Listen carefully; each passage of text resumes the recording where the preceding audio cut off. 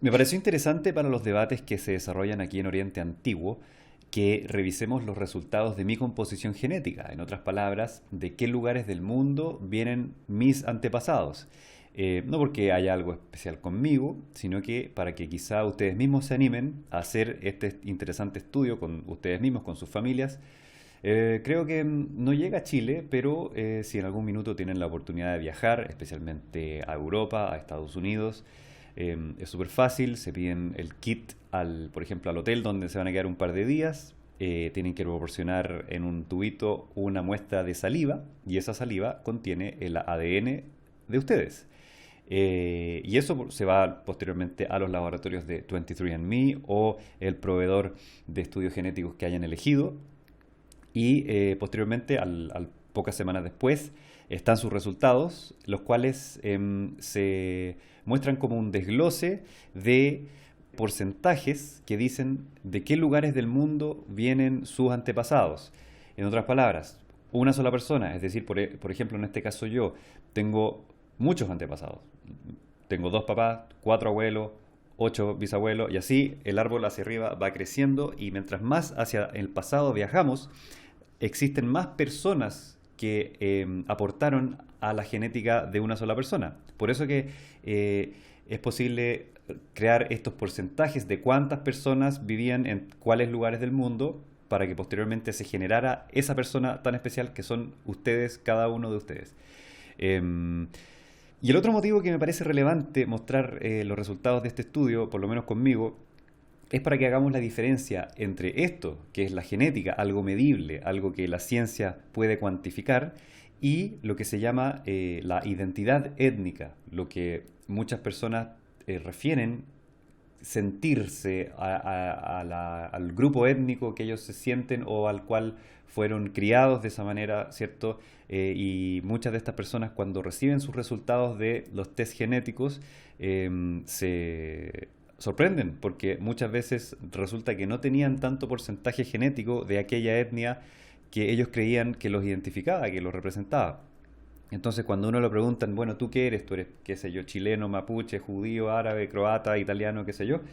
Eh, una cosa es la identidad étnica, la identidad que tú elegiste y que tú decidiste en un ejercicio mental, ¿cierto? Elegir versus tu verdadera composición genética, lo que es cuantificable por estos proveedores de estudios genéticos. Entonces, pasemos enseguida a ver el mío. Aquí estamos.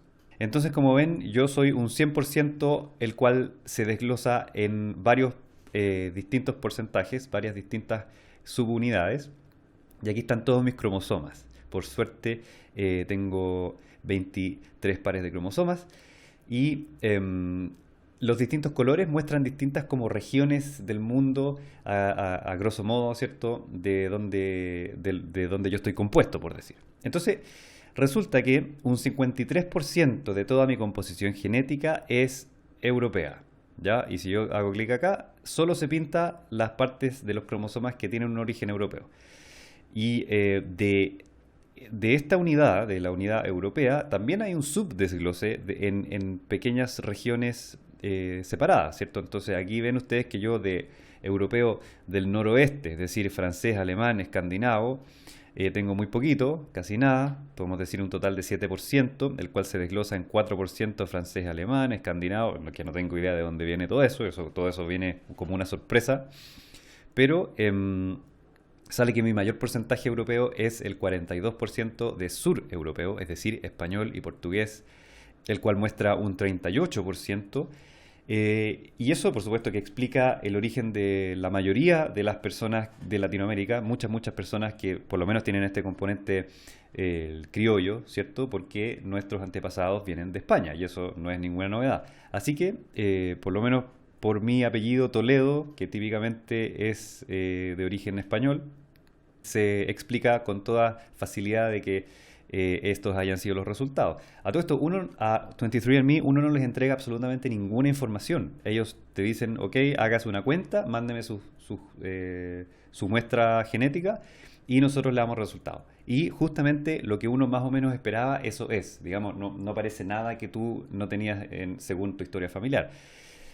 Otra cosa interesante del apellido Toledo es que, a pesar de tener un origen en España, español, es típicamente considerado como un apellido de origen judío sefaradí, es decir, de aquellos judíos que fueron expulsados en el transcurso del siglo XV, si no me equivoco, al final del siglo XV, principio del siglo XVI.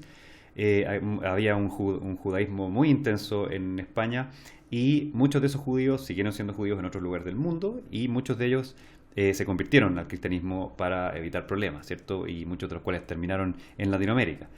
Pero ya vemos que no existe una genética específicamente judía sefaradí, sino que a mí me muestra absolutamente español propiamente tal. Y es como si en realidad la genética de los judíos sefaradíes y los españoles no tuviera diferencias.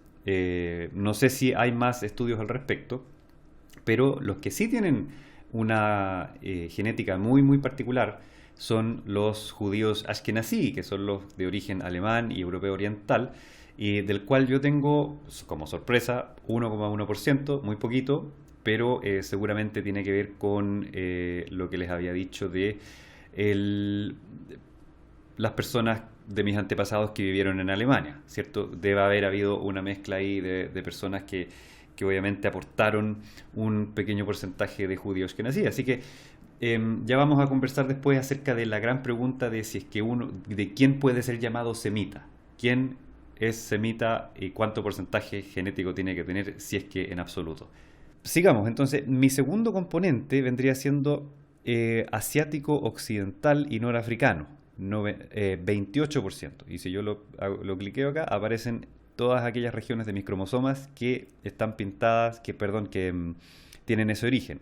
Del cual el desglose casi 100% de este como más amplia región asiático occidental es árabe, egipcio, levantino, con un 28%, y a su vez este también se desglosa en levantino solamente. Hay una genética aparentemente levantina específicamente, y ese es todo mi 28% asiático occidental, es levantino, y eso significa que viene de la zona del Líbano, la zona de Palestina. Y como muchos de ustedes saben, por el lado de mi madre y mi segundo apellido, que es Selman, y en árabe se dice Selman.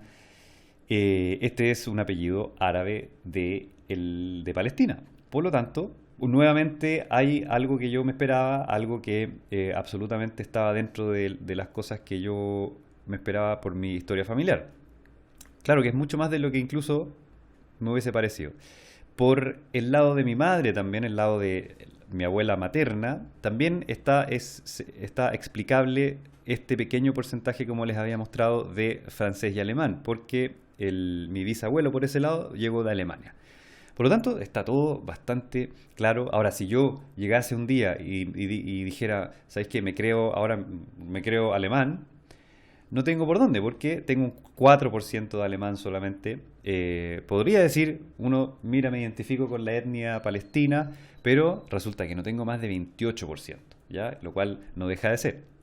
Y por último, hay un componente que le llaman aquí el más amplio, la más amplia región asiático, oriental y nativoamericano. Todo esto ellos lo agrupan dentro de un mismo grupo genético. ¿Por qué? Porque como bien sabemos, las Américas fueron pobladas originalmente desde Asia Oriental, desde el estrecho de Bering en el Paleolítico. Así que ese es el origen último de las poblaciones humanas que están en las Américas. Y esto dice de que yo tengo un 16% de nativo americano en color amarillo. Aquí ven mis cromosomas que todo lo que sea amarillo es nativo americano.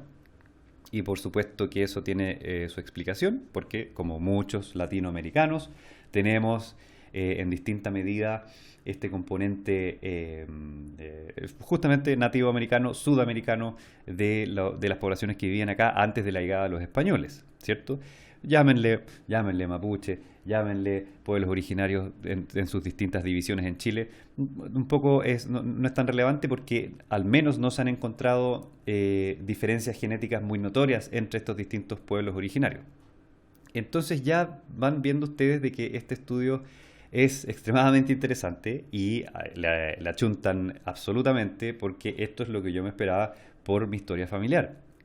Entonces, esto da también para pensar para todos. Yo he visto mucho en redes sociales de que está esta propaganda antisionista, ¿ya? Por la facción pro-palestina del debate, la cual a veces son acusados por el lado judío, ¿cierto?, de ser antisemitas, de ser antijudíos, pero usan esta palabra antisemita para referirse a ser judeófobos, por decir. Y estos pro-palestinos o palestinos lo que defienden, el discurso que presentan es que no pueden ser antisemitas, porque ellos mismos son semitas, porque son árabes, ¿cierto? Que se les considera de la raza semita. Entonces, hay que tener mucho cuidado con esto de las razas, porque no hay un elemento medible científicamente que le podemos llamar raza, ¿ya? Si es que una persona pertenece a una raza y a otra no. Porque ya vemos que el estudio genético es absolutamente diverso, tiene múltiples componentes y es muy raro una persona que pertenezca a una raza pura, por decir de alguna manera, ¿ya? Entonces, de esa manera, esta idea inventada de ser o no ser semita no tiene ningún fundamento de la genética. ¿Se fijan? Es un invento extraído de la Biblia, de los hijos de Noé, que son Ham, Shem y Jefet. Y Shem va a ser el patriarca de muchos pueblos que incluyen los árabes y los hebreos. Pero eso es historia, eso es literatura. Eso no es algo que hoy día podemos medir con método científico. Así que toda esta idea, todo este invento de los pueblos semíticos no tiene ni un fundamento y bueno, quedan invitados para hacerse este examen cuando viajen. Quizá hay algunos proveedores que lo hacen a través de terceros y lo mandan a Chile, no sé. Pero los incentivo a que se lo hagan porque es muy entretenido y no solo muestra los orígenes de las distintas partes del mundo, dicen cuál es su componente, digamos, su componente genético del hombre neandertal, ¿cierto? Y si es que quieren pueden pagar un extra y les dan un montón de recomendaciones y un análisis que tiene que ver más con la salud, que dicen los genes de ustedes respecto a su salud. Yo no lo hice, yo no lo pagué, no me interesa por ahora. Si hubiese salido gratis lo paso, por supuesto, pero por ahora yo no lo pagué. Y en cualquier minuto uno lo puede hacer después, ¿ah? En cualquier minuto uno lo puede pagar una vez hecho el estudio genético porque ellos tienen tus datos. Así que eso, nos vemos y estamos atentos a nuevas actividades de Oriente Antiguo.